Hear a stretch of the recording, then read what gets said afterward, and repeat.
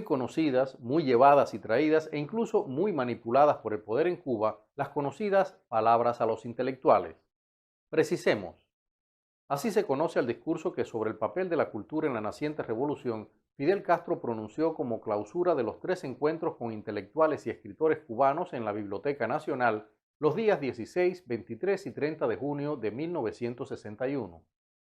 Como hemos dicho en videos anteriores, era una clara estrategia de poner los puntos sobre las íes, sus puntos sobre sus íes, en lo concerniente a cuál era su concepto de cultura. Es necesario comenzar diciendo que muchas veces uno piensa que todos esos que defienden este discurso lo han leído.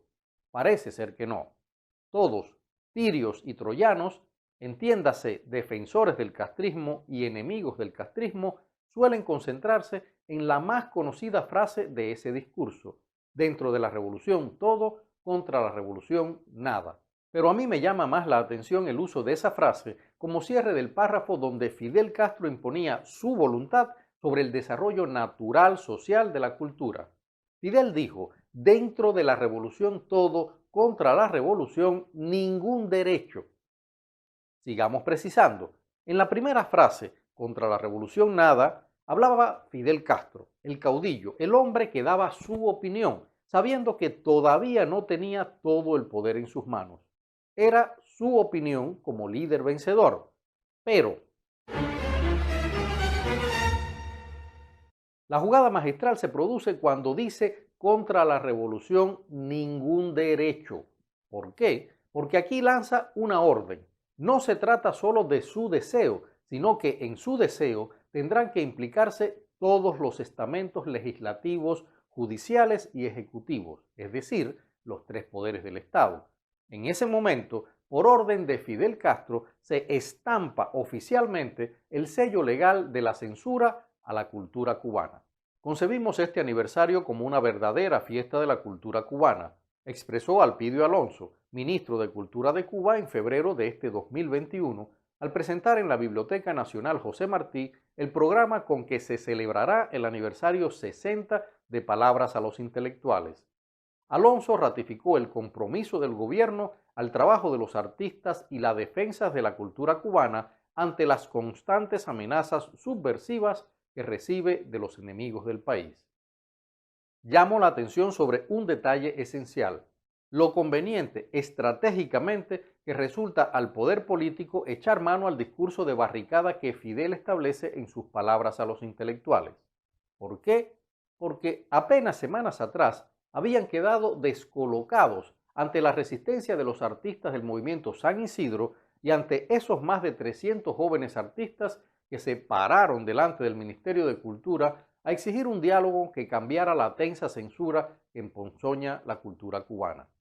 Juventud y diálogo son palabras peligrosas para un neocastrismo que se ha dado cuenta que no posee el carisma, la marca de elegidos por la historia y el poder real que tuvieron Fidel Castro y su llamada generación del centenario. A medida que las figuras históricas van desapareciendo, esta falta de credibilidad de los nuevos dirigentes, todos ellos realmente puestos a dedo por el poder que se esconde en las sombras, han tenido y tendrán que recurrir a la resurrección del fantasma del máximo líder y de sus más retrógradas ideas. Por eso nadie debe extrañarse de que el ministro diga sentirse honrado con que la celebración de los 60 años de ese discurso censor sea en primer lugar una fiesta de la juventud y que quiera hacerle creer al mundo que han sido los jóvenes quienes han asumido con toda su energía la concepción de esta celebración como una nueva oportunidad para continuar el diálogo que se inició precisamente con palabras a los intelectuales y que, dice él, no ha sido interrumpido. Una vez más nos encontramos ante un gigantesco desafío cultural que compartimos con el mundo conocido y especialmente con los pobres de la tierra, ahora en medio de la crisis y en el inédito escenario de las extraordinarias tecnologías de la comunicación. La política cultural de la revolución, las ideas de palabras a los intelectuales, enriquecidas por una práctica de decenios y prevenidas contra la repetición de los errores de antaño, conservan vigencia. Son palabras de un talibán de la ideología neocastrista, Fernando Rojas, en 2012. Pero esas palabras también fueron pronunciadas con mucha fuerza en 2007, cuando se produjo quizás la única rebelión de escritores cubanos contra un homenaje en un programa televisivo a uno de los comisarios que protagonizó la represión cultural de los años 70, en un acto de rebeldía cultural que se conoció como Pavón Gate o Guerrita de los Emails. Como se ve, es una vieja estrategia. Cuando se ven acorralados, los nuevos comisarios de la cultura cubana, Abel Prieto, Miguel Barnet, Alpidio Alonso, Fernando Rojas, a la cabeza de un grupo de marionetas del poder político, desentierran los cadáveres de los censores que sí tuvieron poder real, pues necesitan validar, apelando a esos viejos fantasmas, la vigencia en los tiempos actuales de ese manifiesto ideológico censor. Podría todo esto entenderse como una más, otra cualquiera, de las tantas estrategias con las que la nomenclatura pretende falsear, suavizar o esconder imperdonables errores en esa larga lista de fracasos políticos, sociales e ideológicos que es en sí misma la Revolución cubana. Pero esta posición es aún más peligrosa. El 30 de junio de 2015, el periódico Granma, órgano oficial del Partido Comunista de Cuba, publicaba unas declaraciones del escritor Miguel Barnet durante una reunión nacional de la UNIAC, a la cual habían asistido el entonces ministro de Cultura Julián González y Abel Prieto, esta vez en su condición de asesor del presidente Raúl Castro. Barnet, Miguel Barnet, que fue el más joven escritor en la reunión de 1961, donde Fidel Castro pronunció sus palabras a los intelectuales, recuerda ese momento así. Sus palabras fueron tan claras, de una lozanía y una transparencia que a mí me llamaron la atención, porque descubrí que era otro estilo, que iba a las cosas básicas sin regodeos y, por supuesto, a los principios y necesidades de hacer un cambio radical en la estructura de poder en nuestra sociedad. Para publicar un libro en el capitalismo, un escritor tenía que sacar los fondos de su propio peculio o buscarlos por aquí y por allá haciendo concesiones. Todo eso cambió con la llegada de la revolución. Surgieron el ICAI, las casas de cultura, el movimiento de artistas aficionados y un proyecto tan hermoso como lo fueron los instructores de arte. Hoy tenemos tantas figuras, tantos grandes artistas que jamás hubieran tenido la posibilidad de desarrollarse como ocurrió a partir de las palabras a los intelectuales y la idea del comandante de democratizar la cultura y estimular la búsqueda de nuevos valores en los lugares más remotos del país. Tal simplificación del pasado y el presente de la cultura cubana, aunque maniqueo, parcial y oportunista, resulta conveniente para los convulsos tiempos actuales. Configura, como se ve, solo esa parte de la verdad que conviene a los dictadores, comisarios culturales e intelectuales dóciles en Cuba.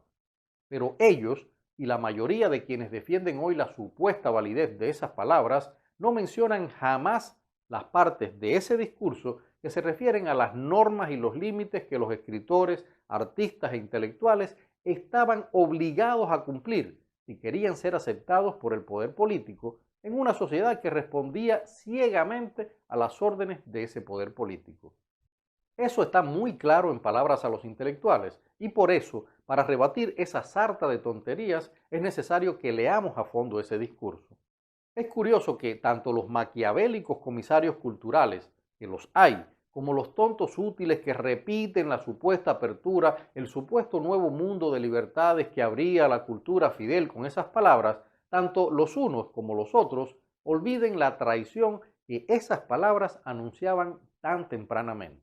Si otro famoso discurso de Fidel, la historia me absolverá, su alegato de autodefensa en el juicio que se le hizo luego de ser derrotado al levantarse en armas contra la dictadura de Batista en 1953, es sin dudas, como he dicho muchas otras veces, el documento más contrarrevolucionario y más anticubano que existe, pues en él pueden leerse los graves problemas sociales, económicos y políticos de la Cuba que Fidel quería solucionar con su revolución y, contrariamente, todos esos problemas aparecen multiplicados por 10 en la Cuba actual. Palabras a los intelectuales es un manifiesto de todo lo que la revolución prometió y no cumplió en lo referido a la cultura y sus necesarias libertades.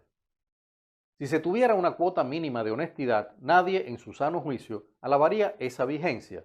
Luego de 6 décadas de sectarismo, exclusiones, destierros, prisiones y hasta fusilamientos para aquellos que no acataban las normas que precisamente se implantaron a marcha forzada luego de esos fatídicos días de junio de 1961. Si se tuviera una cuota mínima de honestidad, se reconocería que el único éxito de la política cultural de la revolución ha sido la masificación de la cultura, poniéndola al alcance de los cubanos en cualquier rincón de la isla.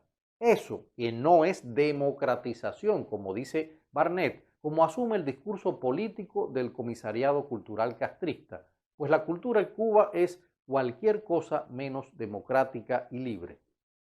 Pero también tendrían que aceptar que esa masificación, además de ideologizada y condicionada a la fidelidad política, era entonces y es aún hoy la estrategia perfecta para convertir la cultura en un instrumento propagandístico de la política oficial totalitaria.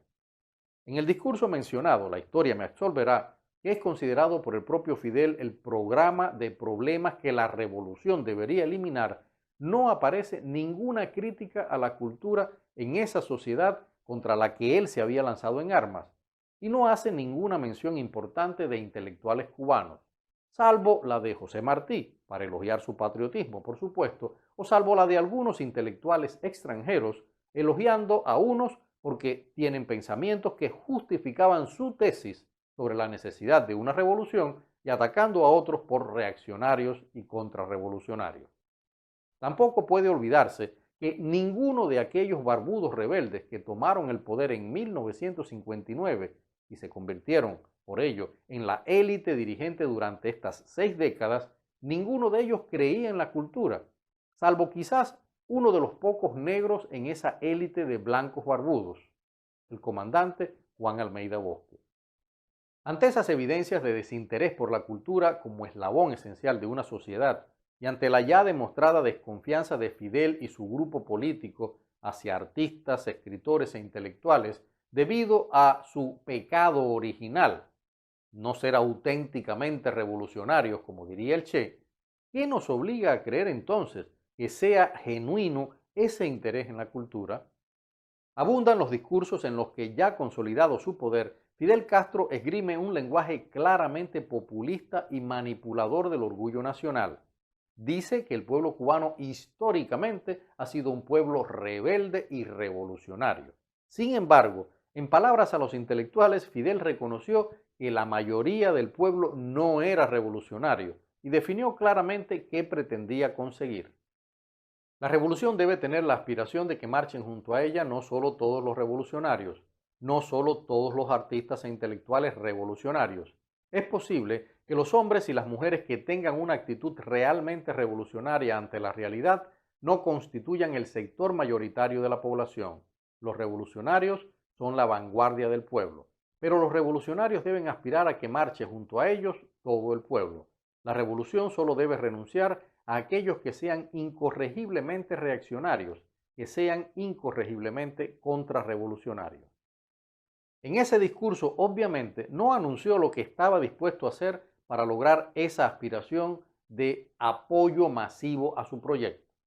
Podrían escribirse o hacerse centenares de miles de libros, memorias personales, testimonios, películas, con esas terribles estrategias de control, censura y represión que muchos en la isla o acá en la diáspora han conocido en carne propia.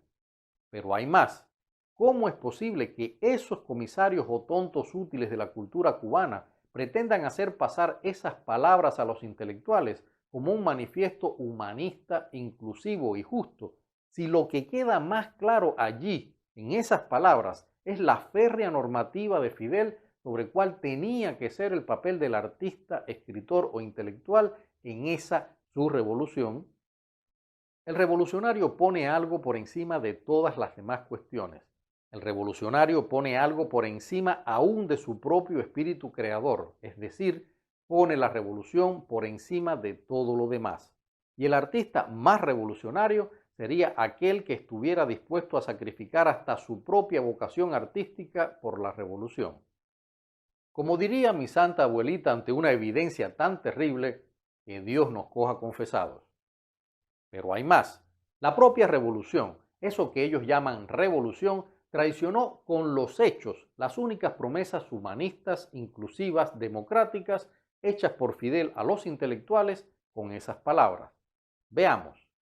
Permítanme decirles en primer lugar que la revolución defiende la libertad, que la revolución ha traído al país una suma muy grande de libertades, que la revolución no puede ser por esencia enemiga de las libertades, que si la preocupación de alguno es que la revolución vaya a asfixiar su espíritu creador, que esa preocupación es innecesaria, que esa preocupación no tiene razón de ser. ¿Ha sido esa la realidad? ¿Cumplió la revolución esa promesa? La respuesta es un rotundo no. Por ello, este discurso queda, eso sí, como una de las joyas más enjundiosas del tradicional cinismo manipulador de Fidel Castro. Seamos honestos y no neguemos lo innegable. Con palabras a los intelectuales, quedó establecida la política que permitió crear un grupo de instituciones y proyectos culturales y educacionales de apoyo a la cultura a lo largo de todo el país, que permitiría el desarrollo alcanzado posteriormente en todos los ámbitos de la creación artística y literaria. Pero esto sucedía bajo un sello de indefinida censura que marcaría el destino de la cultura cubana en estos 60 años. O se era fiel al régimen y se subordinaban las aspiraciones artísticas e intelectuales a los designios ideológicos de la revolución, apartando a un lado el espíritu crítico que sobre la sociedad deben tener el arte, la cultura y el pensamiento, o se quedaba el artista, el escritor, el intelectual, condenado a tres únicos caminos, condenados al ostracismo, como le sucedió a Lezama Lima y Virgilio Piñera y otras figuras importantes, especialmente de la llamada cultura prerevolucionaria, o, más recientemente, a los escritores Rafael Alcides, Rafael Almanza, Ángel Santiesteban, Jorge Ángel Pérez o Rafael Vilches, entre otros muchos. Condenados a la prisión, como le ocurrió, por solo citar algunos bien conocidos, a Ángel Cuadra, René Ariza, Reinaldo Arenas o Néstor Díaz de Villegas, que pasó 4 años de horror en la prisión cienfueguera de Ariza por simplemente escribir un poema contrarrevolucionario. En 1974, el escritor y dramaturgo cubano René Ariza fue condenado a 8 años de cárcel, de los cuales cumplió 5. Cuentos, piezas teatrales y poemas inéditos suyos fueron descubiertos por la policía en el equipaje de un joven español, y eso bastó para que se le llevase ante los tribunales por escribir propaganda enemiga. Y llamo la atención sobre ese detalle, únicamente por escribirla. Estas palabras del escritor y ensayista cubano Carlos Espinosa Domínguez fue parte de su mensaje en el intercambio de email en 2017, conocido como Pavón Gate o Guerrita de los Emails, al cual hice antes referencia. Carlos asegura que en el caso de René Ariza sucedió lo mismo que sufrieron otros autores condenados a prisión o expulsados de la universidad, como Carlos Victoria, Rafael Saumel, Manuel Vallagas, Leandro Eduardo Campa, Esteban Luis Cárdenas, Daniel Fernández. Se les penalizaba basado no en el delito cometido, sino en la supuesta intención. El castigo se aplicaba, por tanto, a priori, antes de que las obras pudieran causar los supuestos daños que se les imputaban. Condenados al exilio. Aquí, como se sabe, la lista sería interminable. Dejémoslo entonces a un lado. En el libro que sirve de columna vertebral a estos videos, La estrategia del verdugo, breve panorama de la censura cultural en Cuba, que se puede adquirir en Amazon y otras plataformas digitales en Internet, refiero algunos curiosos casos que Carlos Espinosa Domínguez rememora. Veamos. La resolución rectoral 8973, firmada por Hermes Hernández Herrera, entonces rector de la Universidad de La Habana, se refiere al expediente disciplinario seguido al hoy escritor Daniel Iglesias Kennedy, exiliado en España, quien entonces era estudiante de la Escuela de Lenguas Modernas de la Facultad de Humanidades. La comisión investigadora, creada para analizar su caso, integrada por 2 profesores y una alumna en representación de la Unión de Jóvenes Comunistas, solicitó una copia de la novela Esta tarde se pone el sol, que Iglesias Kennedy había presentado al Premio Casa de las Américas de ese año, 1973. Según esa comisión, esa novela es por sí misma una prueba de las debilidades ideológicas de su autor y de la participación de éste en actividades antisociales desarrolladas por elementos disolutos en contubernio con agentes extranjeros, pues en dicha novela se recogen aspectos autobiográficos que reflejan esa participación en tales acciones, pudiendo concluirse que la referida novela está en contradicción con los principios establecidos por el Congreso de Educación y Cultura y con la moral comunista. Esta estupidez que acaban de escuchar y que era el modo de pensar más usual en los censores de esa época tenía una circunstancia agravante. Según esa eminente comisión, Daniel Iglesias Kennedy ha mantenido una conducta social inaceptable para graduarse en la carrera que estudia en dicha facultad y aunque ha obtenido resultados docentes satisfactorios, sus relaciones con los demás estudiantes en la esfera de las tareas sociales y políticas no han resultado igualmente satisfactorias. Como cuenta Carlos Espinosa Domínguez, todo eso lleva al rector a declarar a Iglesias Kennedy culpable de los hechos que se le imputan y a sancionarlo con la medida de separación indefinida como alumno. Es escandaloso, nadie lo niega, pero había represiones aún más absurdas.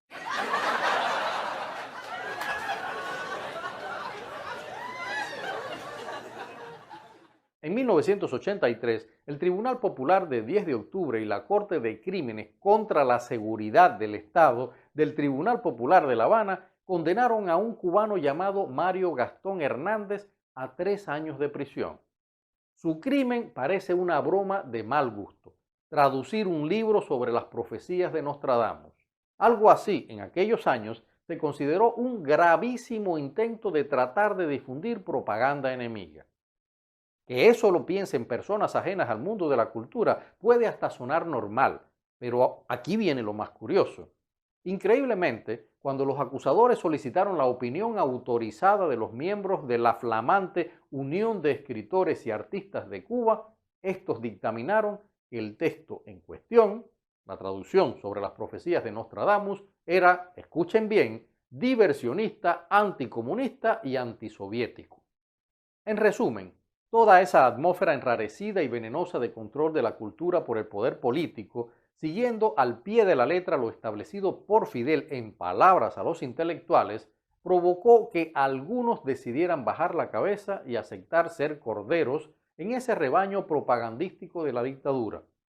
Provocó que otros eligieran rebelarse y pagaron por ellos con largas condenas a prisión o incluso el fusilamiento, como ya se sabe, y provocó que otros miles, por suerte, apostaran por el exilio. Nótese que digo por suerte, aunque el exilio es una cosa bastante dura, porque gracias a eso, hoy todo el mundo elogia que la diáspora cultural cubana haya creado una de las más grandes, variadas y poderosas culturas en la historia de las diásporas culturales humanas. Una cultura tan importante y, eso sí, menos condicionada por los avatares políticos que la que se ha hecho dentro de Cuba. Si te ha gustado este video, suscríbete al canal, comparte con tus amigos en las redes sociales y activa la campanita de las notificaciones para que te avisemos cuando publiquemos un nuevo video. Muchas gracias.